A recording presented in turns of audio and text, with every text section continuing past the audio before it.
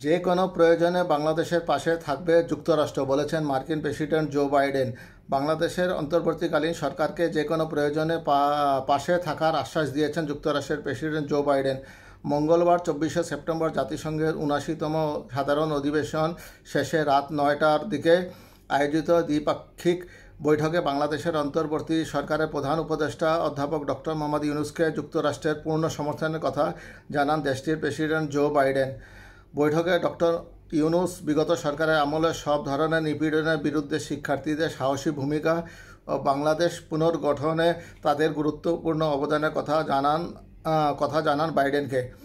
Doctor Yunus জোর দিয়ে বলেন, দেশ পুনর্গঠনে তার সরকারকে অবশ্যই সফল হতে হবে। এই সময় মার্কিন প্রেসিডেন্ট জো বাইডেন যে কোনো প্রয়োজনে বাংলাদেশ সরকারের পাশে থাকার আশ্বাস দিয়েছেন। উল্লেখ্য যে আজকে ডক্টর মোহাম্মদ ইউনূস জো বাইডেনের মধ্যে বাংলাদেশ মার্কিন দ্বিপক্ষীয় গুরুত্বপূর্ণ বৈঠক অনুষ্ঠিত হতে যাচ্ছে।